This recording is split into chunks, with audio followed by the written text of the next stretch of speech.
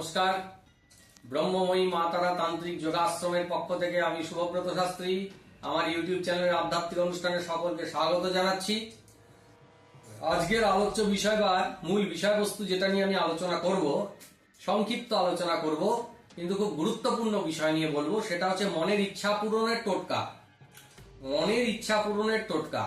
বহুদিন ধরে আপনার কোনো ইচ্ছা পূর্ণতা লাভ করছে না, বহুদিন ধরে একটা কাজ করার চেষ্টা করছেন, সেই কার্যসিদ্ধি কিছুতেই হচ্ছে না। কেউ ভালো চাকরির চেষ্টা করছেন, চাকরি পাচ্ছেন না। কেউ ব্যবসা করছেন, ব্যবসার উন্নতি হচ্ছে না। কারোর বিয়ে হচ্ছে না, কারোর সন্তান হচ্ছে না, কারোর সংসারে অশান্তি। কেউ কাউকে ভালোবাসেন, অথচ নিজের মনের কথা তাকে জানাতে পারছেন না, সেই ভালোবাসার মানুষটাকে পাচ্ছেন না। সে আপনার ভালোবাসার মানুষটাকে আপনাকে গুরুত্বই দিচ্ছে না, পাত্তাই দিচ্ছে না। এরকম বিভিন্ন মনের ইচ্ছা মানুষের মধ্যে থাকে, ইচ্ছার কোনো শেষ নেই। কিন্তু ইচ্ছাগুলো পূর্ণ হতে চায় না। ইচ্ছা তো পূর্ণ করতে হবে, পকেটে পয়সা নেই। তান্ত্রিকের কাছে গেলেই বলবে তাবিজ নাও, মাদুলি নাও, আংটি নাও। জ্যোতিষের কাছে বলবে গেলে দেখবেন 10 আঙুলে 10টা আংটি, 2-4 লাখ খরচা আছে। কিছু নাই, পয়সা নাই পকেটে, কি করে হবে? ইচ্ছা পূর্ণ হবে কি করে? যাদের টাকা আছে তারাই উপকার পাবে, যাদের টাকা নেই তাদের কাজ হবে না। যারা গরিব মানুষ তাদের উদ্দেশ্যে বলছি, যাদের অর্থ নেই, যারা ভালো দামি মূল্যবান গ্রহরত্ন ধারণ করতে পারছেন না, ভালো তান্ত্রিকের কাছে গিয়ে যজ্ঞ পুজো পাঠ করিয়ে কবচ তাবিজ মাদুলি ধারণ করতে পারছেন না, তারা কি উপকার পাবেন না? উপকার পাবেন। আপনার ক্ষমতা নেই, সামর্থ্য নেই, তা বলে কি আপনার মঙ্গল হওয়ার কোনো অধিকার নেই? সুখে থাকার অধিকার নেই, ভালো থাকার অধিকার নেই? একটা টোটকা বলে দিচ্ছি, মনে করে লিখে রাখুন খাতায় কলমে, আর না পারলে মাথার মধ্যে ভরে নিন, ব্রেনের মধ্যে রেখে দিন, ভবিষ্যতে কাজে লাগবে। এটা একটা শ্মশান ক্রিয়া। অমাবস্যার দিন বা শনি মঙ্গলবার রাতে বা অমাবস্যার নিশীতে শ্মশান ভূমিতে এই মদ্য মাংস নিয়ে যেতে হবে। রান্না করা মাংস বা কাঁচা মাংস, কাঁচা মুরগির মাংস হলেই চলবে। একটা গোটা মুরগিকে একটা কলা পাতায় বা শাল পাতায় নিয়ে যাবেন।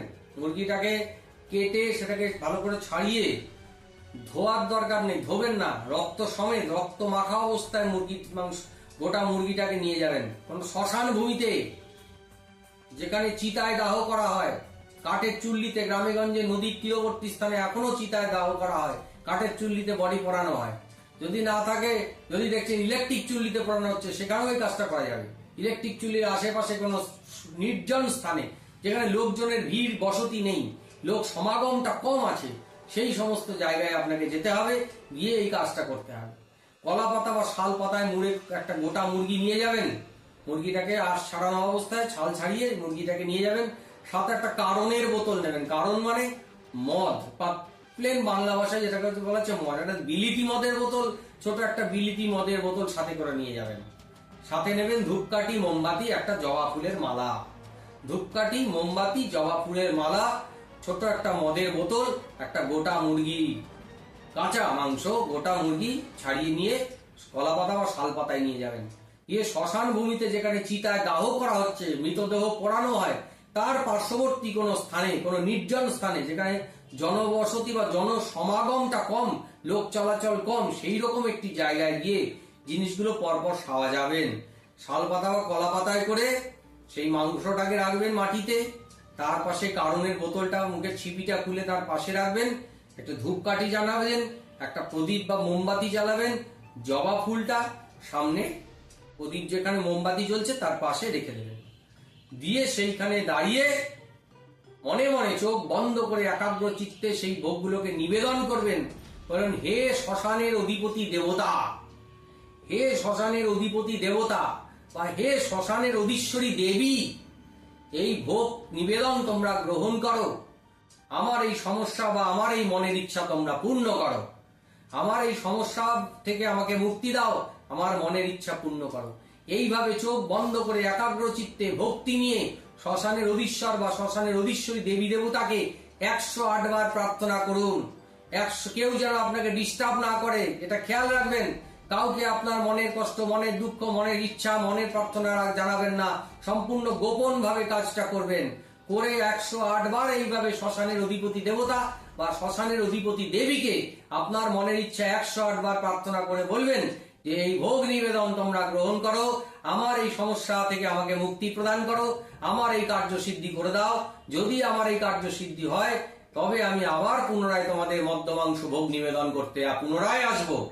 এইভাবে 108 বার প্রার্থনা করে চোখ বন্ধ রেখে ভক্তি নিয়ে একাগ্র চিত্তে লক্ষ্যকে স্থির রেখে এই প্রয়োগটা করুন। করে নমস্কার করে শ্মশানের অধিপতি দেবী দেবতাকে প্রণাম জানিয়ে নমস্কার করে চলে আসবেন, পিছন ফিরে তাকাবেন না। এটা অমাবস্যা, পূর্ণিমায় বা কোনো শনি মঙ্গলবার, কৃষ্ণপক্ষের অষ্টমী, চতুর্দশী, নবমী, এই সমস্ত তিথিগুলোকে, শক্তি পুজোর দিনগুলোকে কাজে লাগিয়ে মহানিশীতে এই কাজটি প্রয়োগটি করে বাড়িতে ফিরে চলে আসুন। খুব অল্প সময়ের মধ্যে আপনার মনের ইচ্ছা পূর্ণ হবে। যদি অর্থনৈতিক কষ্টয় ভোগেন সেই সমস্যা থেকে মুক্তি পাবেন। কারোর চাকরি হচ্ছে না, তার চাকরি হবে। কারোর ব্যবসা চলছে না, তার ব্যবসায় উন্নতি হবে। কারোর সন্তান হচ্ছে না, তার সন্তান প্রাপ্তি হবে। কারোর ভয়ঙ্কর শত্রুতাজনিত সমস্যা, সেই শত্রুর হাত থেকে আপনি মুক্তি পাবেন। কারোর ভয়ঙ্কর বিপদ চলছে, সাংসারিক অশান্তি, দাম্পত্য অশান্তি চলছে, সেই অশান্তির থেকে মুক্তি লাভ হবেন। খুব অল্প সময়ের মধ্যে কার্যসিদ্ধি হবেই হবে। এই টোটকাটা করে দেখুন। এটা আমাদের গুরু বামাচারী বা বামদেব পরম্পরার টোটকা। এটা করলে কিন্তু কার্যসিদ্ধি হবে। কোনো পুজো পাঠ, জপ ধ্যানের কোনো প্রয়োগ নেই।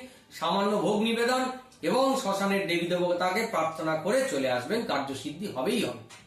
ঠিক আছে, বোঝা গেল? আজকের এপিসোডটা এই পর্যন্তই। পরবর্তী এপিসোডগুলোতে চোখ রাখবেন। বিভিন্ন গুরুত্বপূর্ণ বিষয় নিয়ে কিন্তু আমি আলোচনায় আসছি। ঠিক আছে? জয় মা তারা, জয় জয় তারা, সকলের মঙ্গল হোক। জয় মা তারা, জয় জয় তারা।